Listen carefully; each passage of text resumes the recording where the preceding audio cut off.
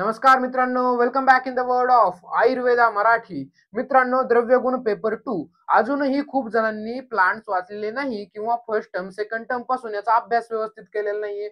मग एवढे सगळे plants one by one read करता येतात का? एवढं मोठं पुस्तक आहे, राहिला 1 महिना आहे, बाकीचे पण 5 सब्जेक्ट आहेत, हा पण आहे. मग कसा होईल हा सगळा अभ्यास? आणि एवढे सगळे प्रॅक्टिकली पाहायला गेलं तर आता वाचताच येणार नाही येतं. म्हणजे मुळात चूक आपलीच झालेली आहे की आपण सर्व प्लांट्स सेकंड टर्म पासून वाचलेले नाहीये. मग आपण पास होऊ शकतो का? ठीक आहे, त्यासाठी हा व्हिडिओ बनवत आहे, जेणेकरून तुम्हाला काही गोष्टी कळाव्यात आणि पेपर 2 मध्ये कसं पास होता येईल त्याच्याकडे लक्ष द्यावा. सर्वांनी लक्षात घ्यायचंय की हा व्हिडिओ फक्त पासिंग कशी व्हावी यासाठीच आहे. ठीक आहे, यानंतर काय काय गोष्टी तुम्हाला काळजी घ्यावी लागणार आहे ते सुद्धा मी तुम्हाला सांगणार आहे. सर्वात महत्वाचं द्रव्यगुण पेपर 2. द्रव्यगुण पेपर 2 मध्ये काय सर्व काही ड्रग्स आहेत मित्रांनो. परंतु आजपर्यंतचे पेपर आलेले तुम्ही अनालिसिस केले का मित्रांनो? नवीन पॅटर्न नुसार पेपर आलेले अनालिसिस केले का? त्यामध्ये कोणत्या अशा गोष्टी आहेत ज्या की कन्फर्म पेपर मध्ये विचारल्या जात आहेत, जेणेकरून आपल्याला 50% पेपर कव्हर होत आहे. हे बघा तुमच्या समोर आहे. 50% पेपर फक्त याच गोष्टींनी भरलेला आहे, जेणेकरून तुम्हाला चांगले मार्क्स स्कोर करता येतील. मी 2 मंथची स्ट्रॅटेजी मागे टाकली होती लास्ट मंथ मध्ये, तेव्हा तुम्हाला सांगितलं होतं निष्काळजी न करता द्रव्यगुणचे जे लॅटिन नेम आहे, फॅमिली नेम आहे ते व्यवस्थित रीड करायचे, गण आहे ते डेली रीड करायचे, पर्याय नाव आणि रसपंचक एवढ्या गोष्टी मी तुम्हाला डेली रीड करायला सांगितलेल्या होत्या. आणि तेव्हाही सांगितलं होतं जर तुम्ही रीड केलं नाही तर तुम्हाला पश्चाताप होईल. ठीक आहे, जे लोक तेव्हापासून जर रसपंचक, पर्याय नाव, लॅटिन नाव व्यवस्थित वाचत आलेत तर तुम्हाला जवळपास आता मुखपाठ झालेले असतील. ठीक आहे, अजूनही महिना राहिलाय, रिवाइज करत राहायचंय. 50% पेपर कोणताही क्वेश्चन सुरुवात या 5 गोष्टींपैकीच होणार आहे. जरी तुम्हाला कोणता वनस्पती विचारायचा आहे तरी ते त्याचा गण सुरुवातीला विचारतील किंवा त्याचं लॅटिन नेम विचारतील किंवा त्याचं फॅमिली नेम विचारतील किंवा पर्याय नाव, त्याचं रसपंचक या गोष्टी विचारूनच ते पुढच्या प्रश्नाची सुरुवात करतात. त्यामुळे या जर गोष्टी तुम्ही परफेक्ट केलेल्या असाल आणि तुम्हाला मधलं काही येत नसेल तरीही तुम्हाला 50% मार्क पडणार आहेत. फॉर एक्झाम्पल प्रूफ साठी तुम्हाला पेपरही दाखवले असते काही. ठीक आहे, आपण ब्ल्यूप्रिंट अनालिसिस म्हणून व्हिडिओ बनवला युट्यूबला, त्यावरती पूर्ण तुम्हाला अनालिसिस दिले ब्ल्यूप्रिंटचं आणि मागचे 2 पेपर झाले. त्याच्यामध्ये तुम्हाला पेपर पूर्ण मिळून जाणार आहे. त्यामध्ये प्रत्येक क्वेश्चन गणांपासून, त्याच्या लॅटिन नेम पासून, त्याच्या फॅमिली नेम पासून स्टार्ट झालाय. म्हणजे याकडे गांभीर्याने बघा आणि या गोष्टी पाठच करा. रसपंचक कसे पास करायचे, पाठ करायचे. ठीक आहे, वहीवरती 2 चार्ट करायचे. काय करायचं, तुम्हाला शीत आणि उष्ण मध्ये कन्फ्युजन होणार नाही म्हणून वही काय करायची, अशी मधून पानावरती एक उभी रेष ओढायची. इकडे काय करायचं, इकडे पूर्ण शीत वनस्पती लिहायचे. शीत म्हणजे कसे तेही सांगतो. आणि इकडे उष्ण. याच्यामध्ये आता काय करायचं, 1 नंबरला हेडिंग टाकायची मधुर. मधुर उष्ण म्हणजे काय, मधुर रस, मधुर विपाक आणि उष्ण वीर्य. त्यानंतर इकडे काय टाकायचं, मधुर, सॉरी इकडे शीत टाकूया आपण, मधुर शीत. आणि इकडे मधुर, मधुर उष्ण. आणि याच्या खाली जेवढे काही ड्रग्स येतात ते व्यवस्थित इथे लिहून घ्यायचे आणि त्याची ट्रिक करायची कसे लक्षात ठेवता येईल. जे द्रव्यगुणच्या पेड कोर्सेस मध्ये आहेत आपल्या अर्जुन बॅच मध्ये, त्यांना एक बेनिफिट आहे की याच्या रेडीमेड ट्रिक्स तुम्हाला मिळणार आहेत. रेडीमेड चार्ट तुम्हाला ऍप मध्ये अवेलेबल आहे. पीडीएफ व्यवस्थित रीड करून घ्या, त्याचा व्हिडिओ पण बनवलेला आहे, जेणेकरून तुम्हाला या गोष्टी एकदम सिम्प्लिफाईड मिळतील, रेडीमेड मिळतील. डायरेक्टली जाऊन पाठ करा. त्यानंतर सर सगळ्या रसांचं सेमच करायचंय. मधुर मधुर शीत, फक्त या साईडला सगळे शीत लिहायचे, या साईडला सगळे उष्ण. म्हणजे तुम्हाला रीड करताना कन्फ्युजन व्हायला नको, कोणते शीत द्रव्य आहेत, कोणते उष्ण आहेत. आता मधुर आहे, कटू, कटू शीत असा सुद्धा असू शकतो एखादा, असू शकतो एखादा वनस्पती. आणि इकडे कटू, कटू उष्ण, कटू, कटू उष्ण अशा प्रकारे लिहून घ्यायचे. जेवढे काय रस आहेत तेवढे लिहून घ्यायचे. सगळे सांगायला मला वेळ नाहीये, कारण आता आपण आलोत 1 महिन्याच्या अंतरावर. तुम्ही कोणत्या ना कोणत्या ट्रिकने रसपंचक पाठ केलेला असेल. आता तुमची मेथड बदलू नका. काही जणांनी 1 2 3 AB या मेथडने केली असतील, काही जणांनी या मधुर मधुर शीत या मेथडने केलेली असतील. त्याच्याखाली ट्रिक जसं की आपण ऍप वरती दिलेलं आहे. जे ऍप वरती पेड आहेत त्यांना सगळ्यांना आतापर्यंत पाठ झालेलं असायला पाहिजे. ठीक आहे, आता कळालं तुम्हाला कशा प्रकारे रसपंचक पाठ करायचंय. उष्ण एका साईडला, शीत एका साईडला आणि रसानुसार रसपंचक पाठ करायचंय. म्हणजे कोणत्याही क्वेश्चन मधला हे 5 गोष्टी तुमच्या चुकायलाच नाही पाहिजे. ठीक आहे. कारण तुम्ही आयुर्वेदा मराठीला जॉइन केले, रेग्युलर व्हिडिओ पाहताय म्हणजे तुम्हाला एवढ्या गोष्टी माहित पाहिजे. तुम्ही काही जरी नाही केलं तरी या 5 गोष्टी एकदम परफेक्ट तुम्हाला झाल्याच पाहिजे. डेली हे चार्ट रीड करावेच लागतील तुम्हाला. मी जे 2 मंथची स्ट्रॅटेजी होती त्यामध्येही सांगितलेलं होतं. तुम्ही जर माझं ऐकत असाल, मला डेली फॉलो करत असाल तर 100% तुम्हाला हे सगळं पाठ झालेलं असेल आणि आता रिवाइज होत होत आणखी तुम्हाला मुखपाठ व्हायला लागेल. ठीक आहे. सर्वात महत्वाचं जेवढे काय वनस्पती आहेत त्याचे प्रभाव महत्वाचे आहेत मित्रांनो. कसा सर? जो आपलं हरितकी आहे त्याचा अनुलोमन हा प्रभाव आहे. त्याचबरोबर जो आरगवत आहे त्याचा संस्करण हा प्रभाव आहे. हे जे प्रभाव असतात ना त्याच्यावरती एसक्यू विचारण्याचे सर्वात जास्त चान्सेस असतात. किंवा एलक्यू मध्ये सुद्धा एक सेक्शन आहे त्याच्यामध्ये ते पूर्ण 5 वनस्पती देतात आणि त्याचे प्रभाव विचारले जातात. म्हणजे प्रभावही लिहून देतात ते आणि ते आपल्याला एक्सप्लेन करायचं. म्हणजे आरग व संस्करण कर्म कसं करतं, हे हरितकी अनुलोमन कर्म कसं करते, या प्रकारचे आपल्याला लिहावं लागतात. आमलकी व्यवस्थापन कसं करतं, प्रजास्थापन कसं करतं, या गोष्टी कळालं. जेवढे काही वनस्पती आहेत त्याचे प्रभाव आपल्याला पाठ असले पाहिजे. प्रभाव तुम्हाला 100% पेपरमध्ये विचारले जातील. याही व्यतिरिक्त आता सर्व वनस्पतीचे कर्म त्याचं मधलं सगळे कंटेंट वाचायला वेळ नाहीये. सर्वात महत्वाचं सर्व वनस्पतींचं कर्म लिहून घ्यायचं मित्रांनो. प्रत्येक वनस्पतीचे कर्म म्हणजे आमलकीचं कर्म काय, प्रजास्थापन, आरागवदाचं संस्करण, म्हणजे सर्वांचे जे मेन कर्म आहे गोक्षूरचं मूत्र, म्हणजे हे सर्व कर्म प्रत्येक वनस्पतीला एक प्रमुख कर्म असतं. फक्त तेवढंच पुस्तकामध्ये व्यवस्थित वाचायचं. हे तुम्हाला पेपरमध्ये विचारलं जाईल. कळालं. पहिल्या 5 गोष्टी, प्रभाव आणि पूर्ण वनस्पतींचं काय करायचं मित्रांनो, आपल्याला या प्रमुख कर्म आपल्याला व्यवस्थित रीड करून जायचं आहे. तेच पेपरमध्ये विचारलं जातं. तुम्ही जर म्हणाल तर पुढचा व्हिडिओ मी त्यासाठी बनवतो की कोणकोणत्या वनस्पतीचे कर्म उपयोगी आहेत. म्हणजे जसं तुम्हाला 2-3 उदाहरणं सांगितले, पूर्ण 58 वनस्पतीपैकी कोणकोणत्या वनस्पतींचे कर्म महत्वाचे आहेत. ठीक आहे. त्याचबरोबर सर्व वनस्पतींचे उपयुक्तांग वेगळे काढून घ्यायचे. तेही तुमच्याकडे नसेल तर कमेंट बॉक्समध्ये सांगा. मी पूर्ण सिलेबस अनालिसिस करून पुस्तकं चाळून मी त्याची एक लिस्ट तयार करून एक व्हिडिओ तुम्हाला प्रोव्हाइड करेल. कोणकोणते उपयुक्त अंग आहेत तर. ठीक आहे. त्यानंतर कोणकोणत्या वनस्पतींना प्रकार आहेत ते सुद्धा एक वेगळ्या पेजवर काढून तुम्ही अभ्यास करू शकता. किंवा तुमच्याकडे नसेल तर कमेंट बॉक्समध्ये सांगा. मी अभ्यास करतो, मी प्रकार वेगळे काढतो आणि तुमच्यासाठी नेक्स्ट व्हिडिओमध्ये प्रोव्हाइड करतो. ज्या प्रकारे तुम्ही कमेंट कराल त्याच प्रकारे मी सप्लाय करेल. म्हणजे तुम्हाला कोणत्या गोष्टींची गरज आहे ते मला कळत जाईल. ठीक आहे. यानंतर मित्रांनो सर्वात महत्वाची गोष्ट, आपण इथपर्यंत आलोय. आता सर्वात महत्वाचं मित्रांनो, तुमच्यापर्यंत पॅटर्न पोहोचलेला असेल, शीतोष्ण पॅटर्न. ठीक आहे. खूप जणांना याच्यामध्ये कन्फ्युजन आहे कारण याच्यामध्ये खूप साऱ्या गोष्टी चुकीच्या आहेत. ठीक आहे. चुकीच्या का नसाव्या? कारण कोणताही वनस्पती एका पॅटर्न मध्ये चालू शकत नाहीये. त्याच्या वेगवेगळ्या आपल्याला कॉन्ट्रोवर्शियल व्हरायटीज आपल्याला बघायला मिळणार आहेत. प्रत्येकाच्या गुणानुसार आपल्या कर्मामध्ये बघायला मिळणार आहे. त्याच्यामुळे कोणताही पॅटर्न 100% ऍक्युरेट होऊ शकत नाही. तरीही आम्ही पूर्ण टीमने बसून हा शीतोष्ण जो पॅटर्न आहे त्याला अनालिसिस केला आहे आणि मिनिमम चुका म्हणजे 90% याच्यामध्ये तुम्हाला चूक सापडणार नाही आणि पेपरमध्ये लिहिल्यानंतर तुम्हाला 80 ते 90% मार्क याच्यामध्ये पडतील. एवढ्या विश्वासाने आम्ही ही शीतोष्ण पॅटर्न बनवलेला आहे. ठीक आहे. बाकीच्या जागी जो शीतोष्ण पॅटर्न फिरतोय त्याच्यामध्ये खूप साऱ्या चुका आहेत. आम्ही ह्या चुका मिनिमम केलेल्या आहेत. मिनिमम का बरं म्हणतोय, पूर्णपणे का नाही, कारण प्रत्येक वनस्पती या गुणानुसार आपल्याला कर्मामध्ये थोडेफार बदल बघायला मिळतात. परंतु शीत कशी काम करते, उष्ण कशी काम करते, हे पूर्ण एक पॅटर्न आम्ही बनवलेला आहे. तोच तुमच्या पुढे मांडतो. या व्हिडिओमध्ये आपण शक्य होईल तेवढा शीत घेऊया आणि नाही झालं तर पुढच्या व्हिडिओमध्ये उष्ण.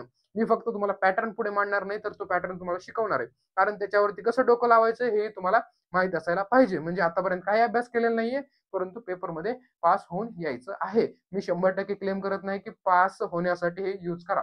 कारण खूप सारे टीचर सुद्धा व्हिडिओ बघत असतात, त्यांना ही गोष्ट आवडत नाही. पण हा व्हिडिओ फक्त आणि फक्त पासिंग साठी आहे, एक्झाम ओरिएंटेड आहे. आणि तुम्ही मला एक वचन द्यायचंय की हा पॅटर्न तुम्ही ज्युनियरला सजेस्ट करणार नाही. ठीक आहे. हे वचन देत असाल तर मी तुम्हाला पॅटर्न दाखवतो. कारण ज्युनियर्स आतापासून जर हा पॅटर्न मिळाला तर ते काय करतील, व्यवस्थित प्लांट्स रीड करणार नाही. आणि प्लांट्स रीड करणं खूप जास्त गरजेचं आहे, प्रॅक्टिसच्या दृष्टिकोनातून पण, एक्झामच्या दृष्टिकोनातून पण. त्यामुळे एक्झामला हा कोणीही ज्युनियरला सजेस्ट करायचा नाही. ही गोष्ट फक्त तुमच्यापर्यंत आणि माझ्यापर्यंत राहायला पाहिजे. आणि हा पॅटर्न एक्झाम झाल्यानंतर विसरून जायचंय. कोणालाही या पॅटर्ननुसार उत्तर द्यायचे नाही किंवा कोणी तुम्हाला भविष्यामध्ये प्रश्न विचारले त्या पॅटर्न नुसार त्याला उत्तर द्यायचं नाही. एक्झाम झाली, हा पॅटर्न विसरून जा. परंतु एक्झामसाठी तुम्हाला हा अत्यंत उपयुक्त ठरणार आहे. तुम्हाला पूर्ण हा पॅटर्न मी या व्हिडिओमध्ये शिकवणार आहे मित्रांनो.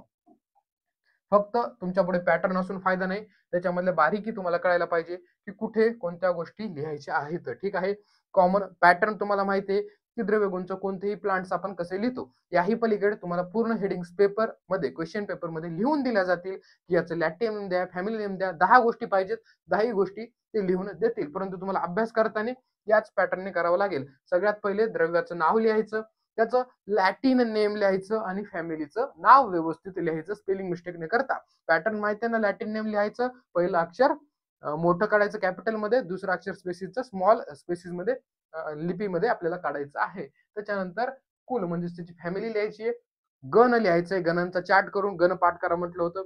पर्यायी नाव काय काय असतील त्याचे ही पाठ करायला सांगितलेत मी. बघा, पूर्ण पेपरमध्ये तुम्हाला 50% याच्यात कव्हर होणार. प्रादेशिक नाव म्हणजे तुमच्या इकडे त्या वनस्पतीला काय म्हटलं जातं. आता याचा कॉमन पॅटर्न असू शकत नाही ना, कारण प्रत्येक वनस्पतीला वेगळे. आणि स्वरूप, स्वरूप जर कसं दिसतंय तुम्हाला जर आठवलं तर ठीक आहे, नाहीतर मग लिहायचं कांड आहे. कांड त्याचाही थोडासा पॅटर्न आहे, परंतु सगळ्या वनस्पतींमध्ये ते डिफर करतो, वेगवेगळ्या व्हरायटी आहेत, त्यामुळे तेही आपल्याला लिहिता येणार नाहीये. त्यानंतर त्या वनस्पतीचे प्रकार असतील तर उपयुक्तांग वेगळ्या पेजवर लिहून घ्यायचे आणि तो उपयुक्तांग तुम्हाला पेपरमध्ये लिहायचे आहेत. सगळ्या वनस्पतींचे उपयुक्तांग. मूळ लिहा, मुळाच्या खाली सगळे कोणाकोणाचं मूळ आहे ते लिहा. त्वचा लिहा, त्याच्या खाली कोणकोणत्या वनस्पतीचं आहे ते सगळं लिस्ट बनवायची. त्याच्यानंतर उत्पत्ती स्थान काय आहे सर, कोणत्या प्रदेशामध्ये येतं. सगळ्यात महत्वाचं आता होतं चालू पॅटर्न रासायनिक संघटन.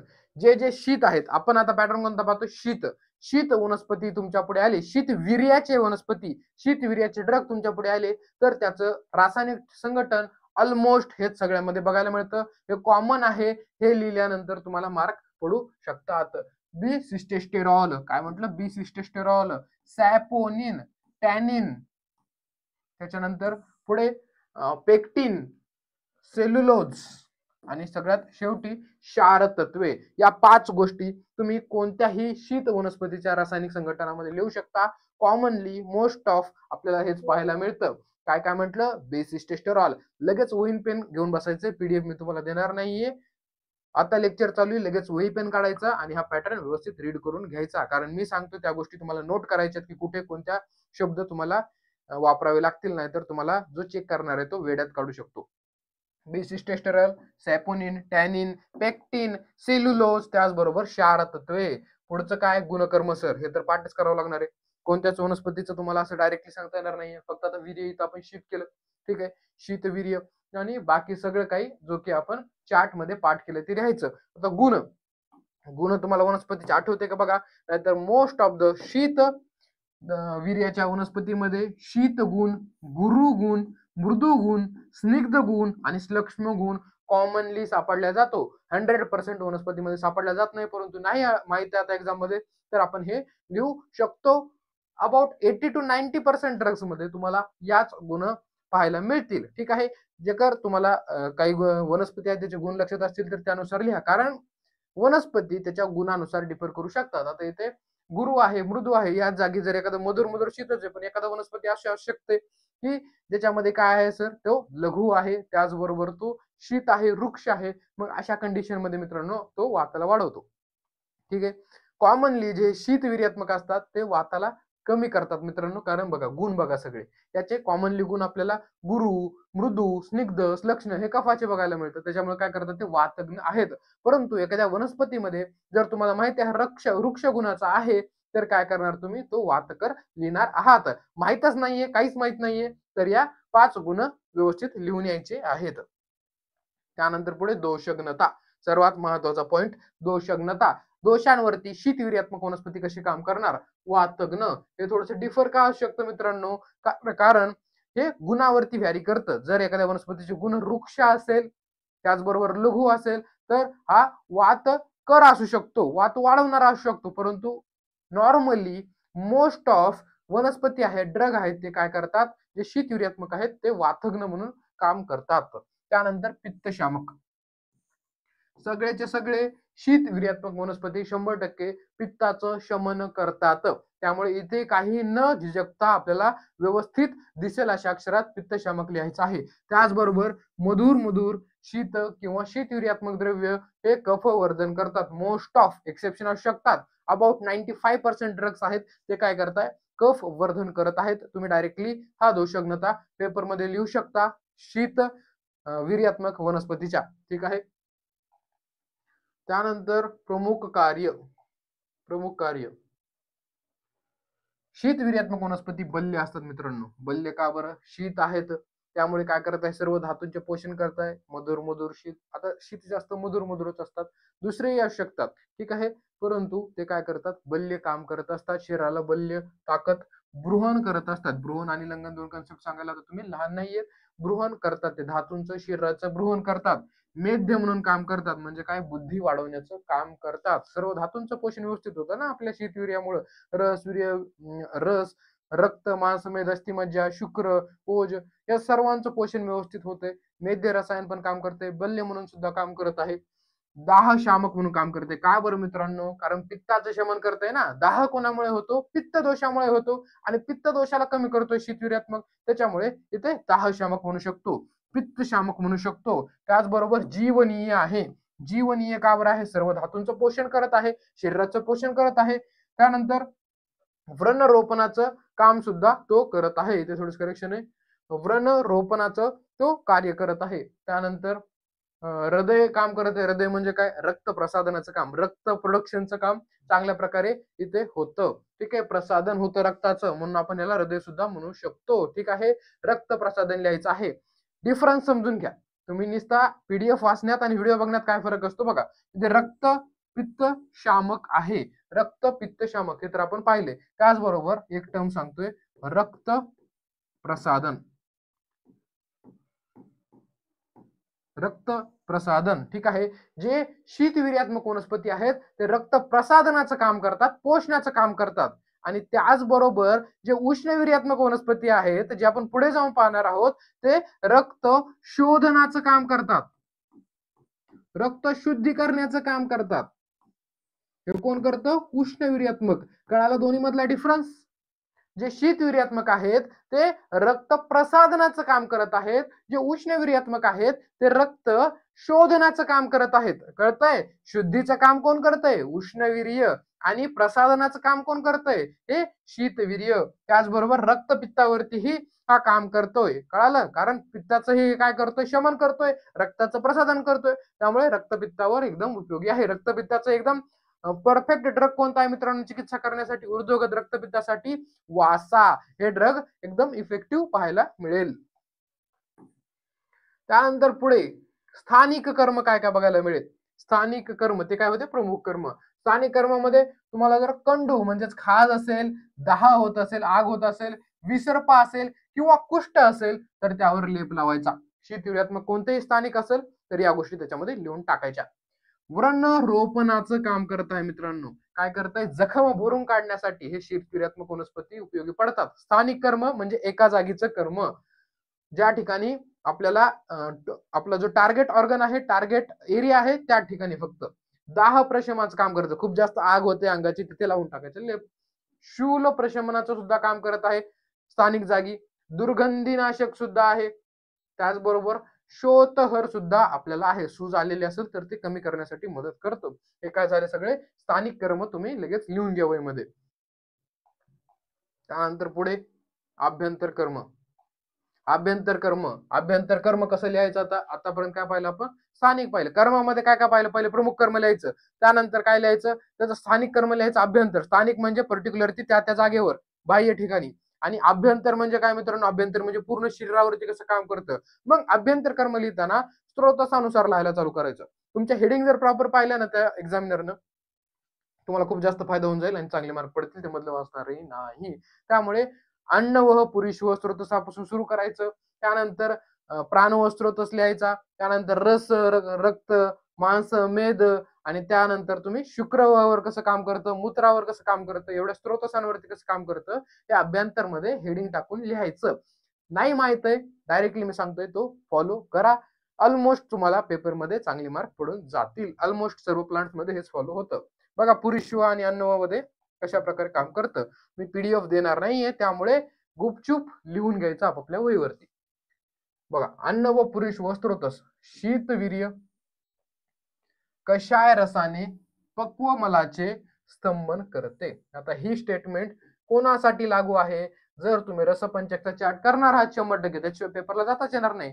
जर शीत वनस्पती आहे आणि त्याचा रस जर कषाय असेल, जर त्याचा रस जर कषाय असेल, तरच तुम्हाला हे ग्राही कर्म करताना दिसेल. कळालं? हे कधी लिहायचं हे स्टेटमेंट? जेव्हा तुम्हाला माहिती आहे की आता हा शीतवीर्यात्मक आहे, त्याचबरोबर याच्यामध्ये कषाय रस इन्व्हॉल्व आहे, तेव्हा तुम्ही हा स्तंभन म्हणजेच ग्राही करतो हे तुम्ही लिहू शकता. जो मल आहे तो पक्वमल आहे, तो इझिली बाहेर पडणार नाही, त्याचं स्तंभन होणार आहे, त्याला थांबून ठेवणार आहेत. कळालं? स्तंभन ग्राही हे कार्य केव्हा होतंय?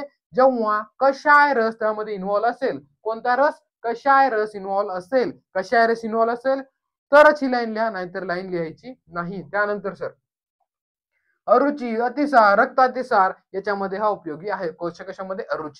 अरुचीमध्ये, अतिसारामध्ये काय होतं? डायरियामध्ये खूप असतं, फ्लुइड बाहेर जातं, परंतु हे स्तंभन कार्य जर कषाय रस असेल तर तेव्हा हा उपयोगी ठरतो. रक्त अतिसार आहे, डायरिया म्हणजे काय? ब्लड लॉस होत आहे डायरिया थ्रू, पण त्यामुळे काय होतं? आपण हे यूज करतो. कषाय रस असेल तर याच्यामध्ये उपयोगी आहे. आणि जर पित्तज अतिसार असेल त्याच्यामध्ये हा उपयुक्त आहे. पित्तज अतिसारामध्ये काय मित्रांनो? पित्ताला शमन करण्याचं काम शीतवीर्यात्मक वनस्पती करत आहे आणि अतिसार या कषाय रसामुळे. कषाय रस असेल तर, किंवा मग पित्तज अतिसार तुम्ही लिहिलं तरी ते उपयोगच आहे, कारण पित्तज आहे. शीतवीर्य मधुर रस असेल. आता काय होतं? शीतवीर्य कषाय रस पाहिलं, शीतवीर्य प्लस मधुर रस असेल तर तो अनुलोमनाचं काम करतो, म्हणजे मल बाहेर काढून टाकण्याचं काम करत आहे. आपण काय पाहिलं? शीतवीर्यासोबत जर कषाय रस असला तर मलाचं स्तंभन करून ठेवतोय, परंतु शीतवीर्यासोबत जर मधुर रस असला तर तो मलाचे अनुलोमन शरीराच्या बाहेर काढून टाकण्यासाठी मदत करत आहे. लक्षात ठेवा, कषाय आणि मधुर. कषाय स्तंभन, मधुर अनुलोमन. लक्षात राहिलेले असेल. प्राण व स्रोतसावरती जाऊया. प्राण व स्रोतसावरती कसं काम करणार आहे? पित्तचे श्वास जर असेल, आता तुम्ही रोगनिदानमध्ये श्वास शिकलेले असाल, त्यामध्ये पित्तचे श्वासकास असेल. पित्तचे श्वासकासच का मित्रांनो? पित्ताचं शमन हे शीतवीर्य करतं म्हणून.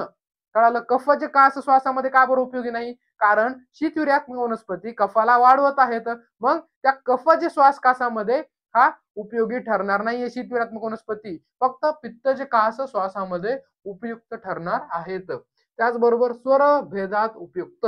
स्वर भेदामध्ये काय? वाताची वृद्धी झालेली असते, आवाज व्यवस्थित बाहेर पडत नाहीये, दृष्टी झालेली असते वाताची. मग त्यामध्ये आपण जेव्हा हे शीतवीर्यात्मक यूज करतो, म्हणजे कफ वाढवतो ना, मग शीतवीर्यात्मक यूज करतो तेव्हा हा स्वरभेद सुद्धा दूर होतो.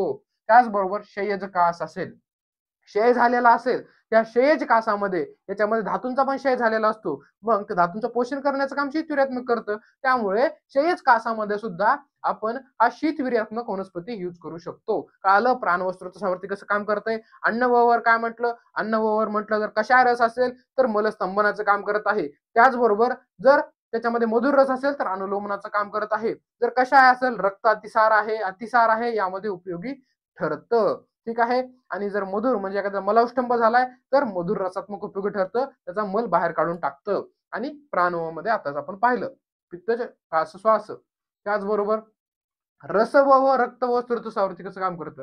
व्हिडिओ मोठा होईल पण होऊ द्या, कामाची गोष्ट सांगतोय तुम्हाला आणि नुसतं सांगत नाहीये. एक्झाम मध्ये कशी अप्लाय करायची ते सांगतोय, त्याच्यामुळे थोडासा वेळ द्या. आपण जे शीतवीर्यात्मक आहे, उष्णवीर्यात्मक आहे, ते नेक्स्ट व्हिडिओ मध्ये पाहू, खूपच जास्त मोठा होईल. सध्या फक्त शीत पाहूया. उष्ण जर तुम्हाला आवडला शीतवाला तरच देऊया, जर तुम्हाला नसेल आवडला, तुमच्याकडे असेल तर काही गरज नाही मला इपट देण्याची. तुम्हाला लागत असेल तर कमेंट मध्ये सांगा, लाईक बटनवरती क्लिक करा, हाईप वरती क्लिक करा, म्हणजे मला कळेल की तुम्हाला पुढचा पार्ट सुद्धा पाहिजे. जसं तुम्ही डिमांड कराल तेवढ्या स्पीड मध्ये सप्लाय सुद्धा आयुर्वेदा मराठीकडून होईल. रस रक्तवरती कसं काम करतं? रस रक्तावरती रक्तपित्तात उपयुक्त आहे. रक्तपित्त हे कर रसरक्त या स्रोतसामुळे होतं आणि रक्तपित्तामध्ये उपयोगी, कारण रक्ताचं काय करत आहे? हे प्रसाधन करतंय, पित्ताचं शमन करतंय. बघा, रक्त प्रसाधन लिहिले. सांगा मला, उष्णवीर्यात्मक असतं तर रक्ताचं काय केलं असतं? उष्णवीर्याने शोधन केलं असतं, आणि इथे शीत दिले म्हणून इथे काय केलंय? प्रसाधन केलेलं आहे. त्यानंतर पुढे वर्ण्य.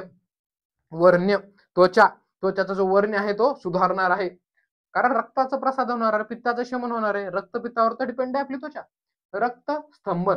रक्तस्तंभन म्हणजे काय? तुम्हाला जखम झालेली आहे ती क्लॉटिंग किती वेळात होणार आहे? ते काय, त्याचा क्लॉटिंग टाइम जे आपण म्हणतो. जर तुमचं कशायरस व्यवस्थित स्तंभन रक्ताचं जे व्यवस्थित असेल तर लवकर क्लॉट होतो. जर रक्तामध्ये ते इन्ग्रेडियंट नसतील, प्लेटलेट व्यवस्थित नसतील, फॅक्टर्स नसतील तर ते क्लॉट होणार नाहीये. ठीक आहे. मग रक्त लवकर गोठून ठेवण्याचं, स्तंभन करण्याचं, शरीराच्या बाहेर न जाऊन देण्याचं, म्हणजे एखादा गट लागला सगळं रक्त लगेच बाहेर जाणार नाही. ते रक्त स्तंभनाचं कार्य कोण करतं, ते शीतयुर्यात्मक करत असतं. पित्तच ज्वरात शमन. जर ज्वर आहे, रस रक्तामध्ये काय लिहायचं, पित्त जो ज्वर आहे, पित्तच ज्वरामध्ये हा उपयुक्त आहे. कारण मोस्टली तिक्त सगळ्याच ज्वरामध्ये कामाला येतो, परंतु तिक्त रस जर तुमच्याकडे असेल तर तो ज्वरामध्ये एकदम चांगल्या प्रकारामध्ये उपयोगी आहे. ज्वरावरती सगळ्यात चांगलं औषध काय, गुळची क्वाथ. ठीक आहे. हे काय झालं, रस रक्त व स्रोतस लिहून घेतलं. आता येऊया मांस व स्रोतसाकडे. मांसाची याच्यामध्ये वृद्धी होणार आहे, कारण सर्व धातूंचं पोषण होतंय. रसाचं झालं व्यवस्थित तर रक्ताचं व्यवस्थित होईल, रक्ताचं व्यवस्थित झालं तर मांसाचं होईल. मग मांस धातूची वृद्धी याच्यामुळे होत आहे. पित्तज कुष्ठामध्ये काय करायचं आहे, या शीताचा लेपही लावू शकतो. पित्तज कुष्ठामध्ये कशी असणार, पित्ताचा दाह असणार आहे त्याच्यामध्ये. मग हा दाह कमी करण्यासाठी आपण शीतयुर्यात्मक वनस्पती त्याच्यावरती लावू शकतो. तुम्हाला शीतयुर्यात्मक वनस्पती आली तर मांस व स्रोतसात हे लिहू शकता. मेद व स्रोतसात कसं लिहिणार शीतयुर्यात्मक वनस्पती, मेद व क्लेदाचं शोषण करतं. ठीक आहे. मेद आहे आणि क्लेद आहे याचं शोषण करण्याचं काम करत आहे. मोस्टली जेव्हा तुम्हाला तिक्त आणि कशायरस तुमच्या जी वनस्पती तुम्हाला पेपरमध्ये येणार आहे, ते जर तिक्त कशायरस त्याच्यामध्ये इन्व्हॉल्व असला, तुम्ही पहिले रसपंचक पाठ करायचं बरं इमानदारीने, नाहीतर इकडचं काही उपयोगी पडणार नाही तुम्हाला हा पॅटर्न. ठीक आहे. तिक्त कशाय मोस्टली जर असेल तर तुम्हाला हे मेदाचं आणि क्लेदाचं शोषण होताना बघायला मिळेल. ठीक आहे. शीत याच्यामुळेच तुम्हाला थंडीमध्ये काय होतं, पुन्हा पुन्हा तुम्हाला लघवीला जाण्यासाठी उत्तेजना येते. मेदवृद्धी, मेदवृद्धी सर्व धातूंचं पोषण व्हायला मेदवृद्धी होणार, ढोले तुम्ही होणार आहात. विषग्न सुद्धा हा शीतवीर्यात्मक काम करतं. ठीक आहे. लिहून घ्या. मज्जा व स्रोतस, मज्जा व स्रोतस हे नेहमी शीतवीर्यात्मक आहेत. ठीक आहे. नेहमी म्हणायची गरज नव्हती, शीतवीर्यात्मक आहेत. याच्यामध्ये मेध काम करतंय, तुम्हाला बुद्धी वाढवण्याचं काम करत आहे. त्यानंतर मास्तिक पोषण, मस्तिष्क पोषण, मस्तिष्काचं पोषण करायचं काम सुद्धा शीतवीर्यात्मक वनस्पती करते. मज्जावह तुम्ही लिहू शकता. पुढचं आहे शुक्रवह व आर्तवह स्रोतस. रसाची वृद्धी व्यवस्थित झाली, रक्ताची होते, मांस, मज्जा, अस्थि, मज्जा. त्याच्यानंतर काय होणार, मग सगळ्यात शेवटी येतं शुक्र. सातही धातूचं पहिल्यापासून शेवटपर्यंत व्यवस्थित जर वृद्धी होत झाली तर शेवटी शुक्र बसलाय, शुक्राला सुद्धा व्यवस्थित पोषण बसते.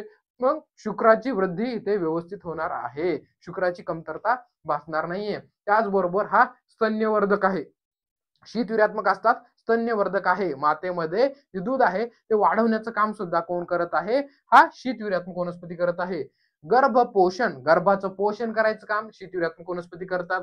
गर्भाशय बल्य कर, गर्भाशयाला एक बल्य प्राप्त करून देणं, गर्भाचा जो आशय आहे त्याला बल्य प्राप्त करून देण्याचं कामही हे शीतवीर्यात्मक वनस्पती करतात. त्यानंतर वर्ण्य प्राप्त करणं, रक्तस्तंभन, हे पेज डबल एकदा पीडीएफ मध्ये आले चुकून, हा मूत्र व स्रोतस. मूत्र व स्रोतसावरती कसं काम करणार सर, मूत्रल काम करणार, म्हणजे मिक्च्युरेशन बाहेर पडण्यासाठी उपयोगी आहे. बघा याच्यामध्ये तुम्हाला एक गोष्ट सांगतो, मूत्र व स्रोतस व्यवस्थित लक्षात घ्या.